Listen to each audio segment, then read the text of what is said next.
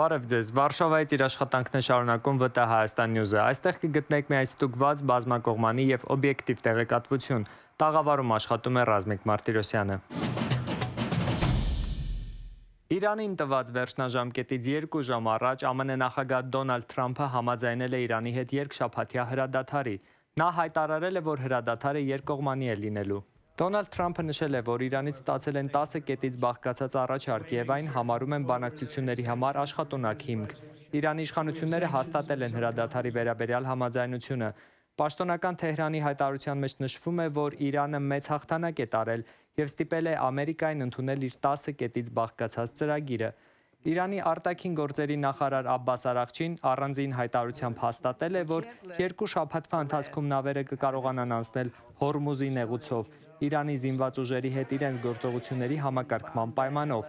Ավելի ուշ Թրամփը Truth Social-ում կիսվել է Արաղչիի հայտարարությամբ։ Իսրայելի վարչապետ Բենյամին Նեթանյահուն արձագանքելով Իրանի հետ հրադադար հաստատելու մասին հայտարարությանը նշել է, որ երկշաբաթյա հրադադարը չի ներառում Լիբանան։ Իրանի եւ Միացյալ Նահանգների միջև ձեռք բերված հրադադարի պայմանավորվածության եւ հնարավոր զարգացումների մասին կզրուցենք Արաբագետ տարածաշրջանային հարցերով փորձագետ Արմեն Պետրոսյանի հետ։ Պարոն Պետրոսյան, ինչ զարգացումներ սպասել Իրան-Միացյալ Նահանգներ հարաբերություններում հրադադարի այս պայմանավորվածությունից հետո։ Կարծում եմ այնուամենայնիվ հրադադարը որքան էլ կանխատեսելի էր, դրա ընթացքը եւ արդյունքը բավականաչափ անկանխատեսելի է։ Այսինքն այս 2 շաբաթները դրանք որոշակի առումով կարող են ծառայեցվել որպես փորձաշրջան կողմերի համար։ Հաշվի առնելով նախ եւ առաջ կողմերի շահերը, ընդ որում հատկապես հարձակվող կողմի Միացյալ Նահանգների եւ Իսրայելի շահերը, եւ իհարկե նաեւ Իրանի համար հաշվարկելով հետագա վտանգները։ Հիմա շատ արագ ներկայացնեմ յուրաքանչյուր կողմի տեսանկյունից։ Նայեք, Միացյալ Նահանգների համար շատ կարեւոր որպեսզի արագ հրադադար հաստատվի, որտեղ Միացյալ Նահանգների նախագահը առնվազն վերջին 2 շաբաթվա ընթացքում, 3 շաբաթվա ընթացքում մի քանի այսպես վերջնաժամկետ էր նշել Հորմուզի նեղուցի բացման հետ կապված, որոնք ըստ էության չէին իրականացվում եւ անընդհատ դա հետաձգվում էր։ Եվ մեծ հաշվով այս վերջինը ուրեմն վերջին վերջնաժամկետը եւ հատկապես այսպես բավականաչափ կոշտ սպառնալիքը եւ նաեւ իհարկե հնարավոր վտանգավոր հետևանքներով սպառնալիքը ինքը նպատակ էր հետապնդում Իրանին դրդել գոնե այս երկշաբաթյա հրադադարը ընդունելուն, ինչու որովհետեւ եթե դա տեղի չէր ունենում, դա բավականաչափ մեծ հեղինակային հարված էր հասցնում Դոնալդ Թրամփի եւ ամերիկյան վարչակազմին։ Սա էր պատճառը, որ շատ արագ կերպով այսպես հատկապես միջնորդների ակտիվ դերակատարմամբ ձեռք բերեց այդ պայմանավորվածությունը, բայց այն շատ փխրուն է, ինչու որովհետեւ իրանական կողմն էլ ներկայացել է իր պահանջները, եթե դիտարկում ենք իրանական կողմի ներկայացրած 10 կետերը, որոնցից օրինակ ասենք ուրանի հարստացման հնարավորությունը, ենթադրենք Միացյալ Նահանգների ուրեմն ներկայության այլևս սա ուրեմն չեզոքացումը տարածաշրջանում, հասցված վնասի վերականգնումը, բացի դրանից այլևս երբեք ռազմական գործողություններ չսկսելու երաշխիքի տրամադրումը։ Եթե այս բոլոր կետերով է լինում վերջնական համաձայնությունը, որի շուրջ ակնկալում են առաջիկայում բանակցություններ, ապա դա նշանակում է Իրանի հաջողություն, չասենք հաղթանակ, որտեղ Իրանը էականորեն տուժել է այս պատերազմի ընթացքում, բայց շատ մեծ հաջողություն Իրանի համար, այսինքն պատերազմը մեծ հաշվով ավարտվում է Իրանի պայմաններով։ Իսրայելի վարչապետի հայտարարությունը, թե հրադադարը չի ներառում Լիբանանը, արդյոք կարող է նոր անկայունության պատճառ դառնալ այս իրավիճակում։ Ես տեսեք, հենց դրան էի գալիս։ Այստեղ ամենակարևորը Իսրայելի գործոնն է, որովհետև նախ Իսրայելն է եղել այս պատերազմի նախաձեռնողը, Իսրայելն է համոզել, որպեսզի Միացյալ Նահանգները սկսի պատերազմը, 1, երկրորդը հրադադարի շուրջ պայմանավորությունը ձեռք է բերվել առանց Իսրայելի հետ համաձայնեցման, երրորդ այս պայմանները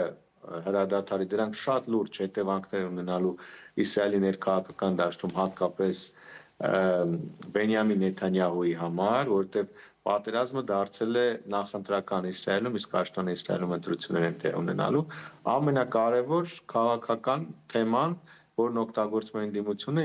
Նեթանյահուի դեմ։ Այսինքն, եթե այս պայմաններով դադարեցվում է պատերազմը, մեծ հաշվով Նեթանյահուն ունենալու է վերընտրվելու խնդիր, որովհետև տեսեք, վերջնարդյունք արձանագրված չէ, Իրանում վարչակարգը շարունակում է գործել, պատերազմը բոլոր ուրեմն հնարավոր ճակատներում շարունակվելու է, իսկ սա ինչ է նշանակում, որ Լիբանանի դեմ եւս Հիզբալլահի դեմ եւս պատերազմ չպետք է լինի, իսկ ընդդիմությունը պահանջում, ընդ որում Իսրայելի ընդդիմությունը նշում է, Իսրայելի համար պատերազմը ձախողում է, եթե Իրանում վարչակարգը չի տապալվում, մեկ, եթե Լիբանանում Հիզբալլահը չի ոչնջացում։ Մնացած բոլոր արդյունքները, որոնք իշխանությունը ներկայացնում է, դա ընդհանրապես քողարկում է իրական արդյունքները եւ ուրեմն անհաջողության, այսինքն կոծկում է անհաջողության։ Հետաբար այստեղ մեծ հավանականությամբ Իսրայելը կարող է սադրել, որպեսզի հրադադարը չպահպանվի եւ վերականգնել ռազմական գործողությունը, որովհետեւ անկախ դրանց ուղիղ արդյունքից, չնայած պատերազմը մտել էր լճացման փուլ, այնուամենայնիվ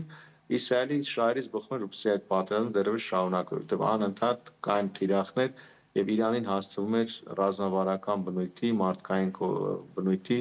շարունակական կորուստներ։ Հիմա այս պայմաններում իհարկե խնդիրը բավականաչափ բարդանում է եւ Իսրայելի կողմից հնարավոր սադրանքները իհարկե շատ կանխատեսելի են։ Ի վերջո, այս պահի դրությամբ ո՞ր կողմին շահեց այս գործողություններում, որովհետև հիմա եւ Միացյալ Նահանգները եւ Իրանը խոսում են տարած հաղթանակի մասին։ Սա շատ կարևոր մաս է, այսինքն այդ հոգեբանական քարոզչական մասը այս հակամարտության ամենակարևոր բաղադրիչներից է։ Իսկ սա ինչ է նշանակում,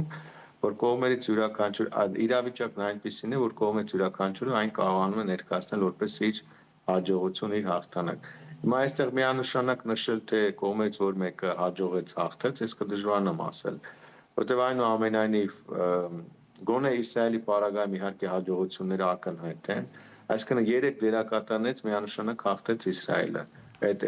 կարծես թե անգամ քննարկման է չարժե դնել այդ հարցը, ինչու որովհետև ինքը կարողանալով Միացյալ Նահանգների ներկայացրել պատերազմի մեջ իր համար շատ կարևոր առանցքային հարցեր լուծեց։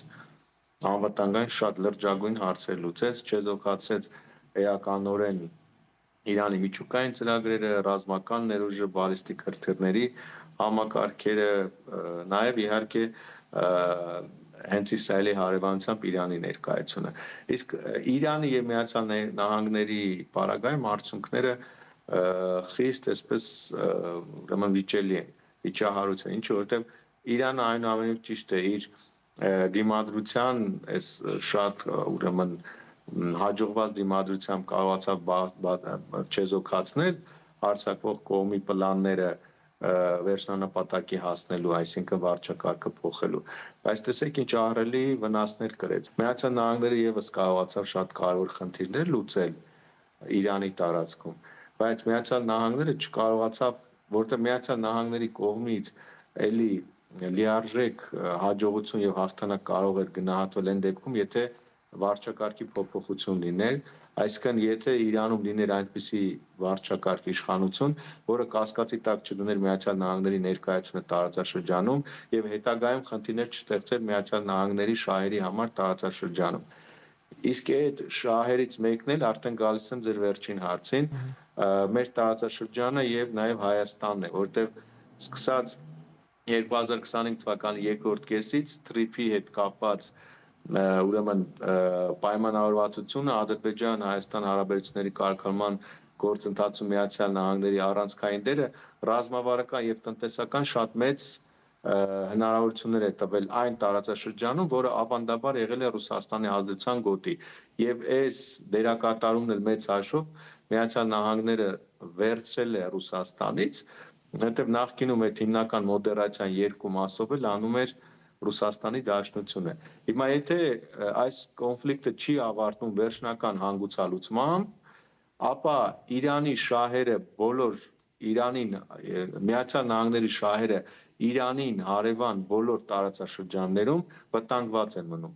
Պարսից ծոցի տարածաշրջանը վտանգված են մնում, անընդհատ Իրանը թիրախավորելու է եւ վտանգներ է ստեղծելու Միացյալ Նահանգների հետագա թե ռազմական ներկայության, թե քաղաքական եւ տնտեսական ներկայության համար եւ իհարկե հարավային Կովկասում եւս, այսինքն եթե Միացյալ Նահանգների եւ Իրանի միջև չի ստորագրվում հարաբերությունների կարգավորման որևէ փաստաթուղթ եւ կոնֆլիկտը շարունակվում է նույն տրամաբանությամբ, որը կար մինչեւ պատերազմը, ապա հստակ կերպով, հատկապես այս պատերազմի արդյունքներով ցանկացած տարած, որտեղ կլինի Միացյալ Նահանգների տնտեսական ներկայություն, դա կարող է անգամ տնտեսական, ել չեմ ասում քաղաքականի եւ ռազմականի մասին վստահաբար իրանական կողմը կարող է դա թիրախավորել։ Իսկ այս պայմաններում, եթե կա նման վտանգ, ապա TRIP-ը իր ամբողջ բովանդակությամբ իրականացնել բավականաչափ բարդ կլինի, որովհետև դա ենթադրում է ահռելի նաև միջազգային ներդրումներ, իսկ քանի դեռ կա այդ վտանգ, որ Իրանը իր անմիջապես սահմանին Միացյալ Նահանգների ներկայությունը կարող է կասկածի տակ դնել, որևէ ուրեմն ներդնող չի բերի ֆինանսներ դնի, որպեսզի այդ ահռելի ենթակառուցվածքները, որոնք թե ճանապարհային են, թե էներգետիկ են եւ թե այլ բնույթ են, իրականանան։ Այդպես որ TRIP-ի հետ կապված էլեմենտարապես Միացյալ Նահանգների տարածաշրջանային ներկայության հետ կապված շատ մեծ հարցեր են առաջանալու, եթե Իրանի եւ Միացյալ Նահանգների միջև այս հարաբերությունները վերջնական հանգուցալուծում չստանան։ Հակակոռուպցիոն կոմիտեն բերման է ենթարկել ՀՀԿ-ական նախկին պատգամավոր պետական գույքի կառավարման վարչության նախկին պետ Արման Սահակյանին եւ մի խումբ նախկին բարձրաստիճան պաշտոնյաների։ ՎՏ Հայաստան Նյուզի հետ զրույցում հակակոռուպցիոն կոմիտեի խոսնակ Մարինա Օհանջանյանը մանրամասներ ներկայացրեց։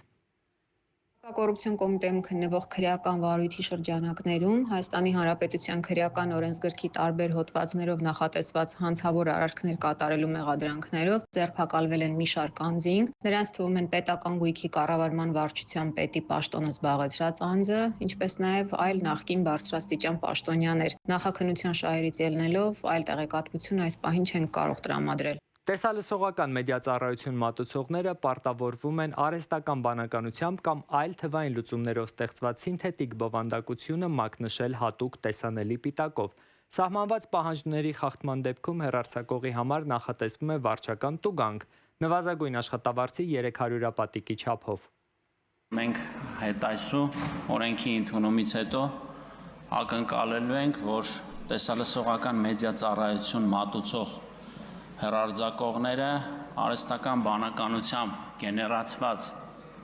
կամ այլ թվային տեխնոլոգիական լուծումներով գեներացված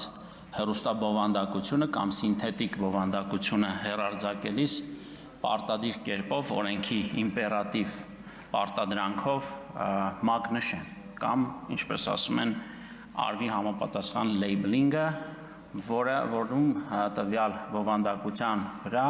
հստակ կերպով տեսանելի կլինի, որ այդ նյութը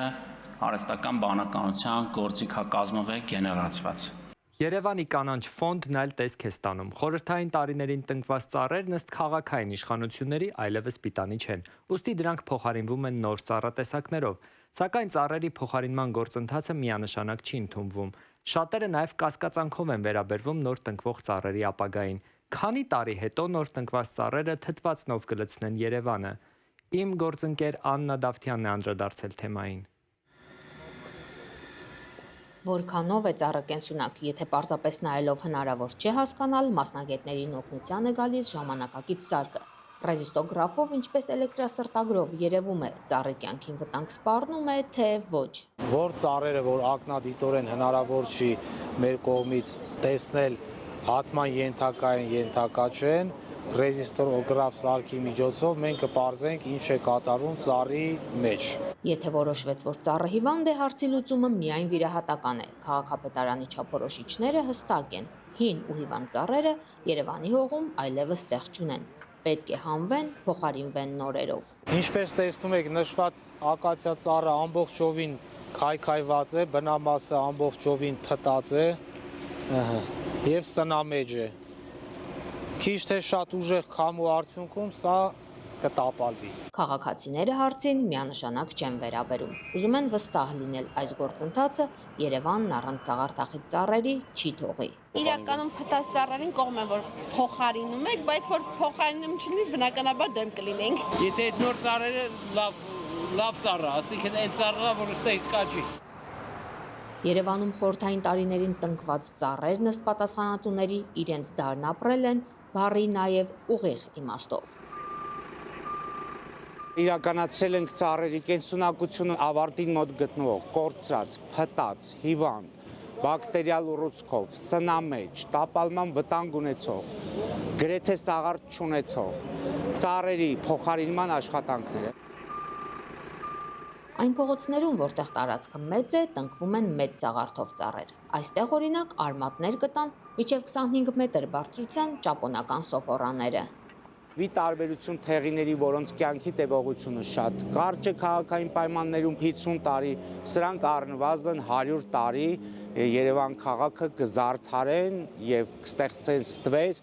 կկլանեն փոշին, ինչպես նաեւ կֆիլտրեն օդը, ինչի համար որ իրանք այսօր տնկվում են մեր քաղաքում։ Հարցը նաև բնապահպանական կազմակերպությունների օրակարգում է։ Նախ պետք է հասկանալ, քանի տարի հետո նոր ծառերը թթվածնով կլցնեն, առանց այդ էլ դժվար շնչող քաղաքի թոքերը։ Քաղաքը չի կարող լինի առողջ քաղաք, իսկ մենք ասում ենք, որ Երևանը պետք է առողջ լինի, չի կարող լինի, եթե մենք չունենք այդ իրա վրա ամեն ինչ ընդունող ծառերը։ Նոր ծառերը չեն կարող ապահովել այդ խնդիրները, որը Երևանը ունի, որտեղ նոր ծառերը, այդ ծառերի տեսակները, նրանք չունեն լայն տերևներ, ասեմ, որ տարբերությունը, եթե դու գնում ես այդ ծառերի տակ, լայնատերև ծառերի տակ եւ ոչ լայնատերև, կարող է տարբերությունը լինի հասնի մինչև 4-5 աստիճան։ Իսկ 4 աստիճան Երևանյան 40 աստիճանի շոկի դեպքում դա ահավոր մեծ թիվ է արդեն։ Դա իրոք առողջության հետ կապված գործոն է։ Առողջ ու գեղեցիկ Երևանի համար Ինգա Զարաֆյանը միայն մեկ դեղատոմս ունի՝ գրագետ եւ հաշվարկված կանաչապատում։ Առաջիկայում Երևանի կանաչ տարածքները կավելանան հիմնվող քաղաքային անտառների միջոցով, որտեղ կլինեն նաև մշտադալար ծառատեսակներ։ Ըստ պաշտոնական տեղեկատվության, այսօր Երևանի կանաչ ֆոնդը հասել է խորհրդային վերջին տարիների ցուցանիշներին, ընդգրկելով 910 հեկտար տարածք։ Աննա Դավթյան, ՎՏՀ Հայաստան News, Երևան։ Հայաստանում վերաբացվել է Erasmus+ ազգային գրասենյակը։ Հայաստանում Եվրոպական միության ղեկավար դեսպան Վասիլիս Մարագոսը շնորհավորել է գրասենյակի վերաբացման առթիվ, ընդգծելով դրա կարևորությունը կրթության եւ մարդկային կապիտալի զարգացման տեսանկյունից։ Նրանք իրական կամուրջն են Եվրոպական միության ակադեմիական հաստատությունների, մարդկային կապիտալում ներդրումներ իրականացնող եվրոպական կառույցների եւ հայկական հաստատությունների միջև։ Մարդկային կապիտալը լավագույն ներդրումն է, որ ունենք, եւ հենց դա է որոշում երեքի մրցունակությունն ու ապագան։ Եվրոպական միության Erasmus+ ծրագրի 2021-2027 թվականների թիրախային ուղղություններն են սոցիալական ներառականությունը, կանաչ եւ թվային փոխակերպումները, երիտասարդների մասնակցության խթանումը ժողովրդավարական գործընթացներում։ Հայաստանում վերաբացված գրասենյակի գործունեությունը միտված է Եվրոպական հանձնաժողովի կողմից բարձրագույն մասնագիտական կրթության եւ ուսուցման, երիտասարդության եւ սպորտի ոլորտներում իրականացվող ծրագրերին, տարբեր շահառուների եւ շահագրգիռ կողմերի մասնակցության խթանմանը։ Այս թողարկման համար նախատեսել էինք այսքանը։ Հետևեք մեզ ՎՏՀ Հայաստան News-ի Facebook-յան եւ YouTube-յան հարթակներում, որպեսզի բաց չթողնեք օրվա կարևոր նորությունները։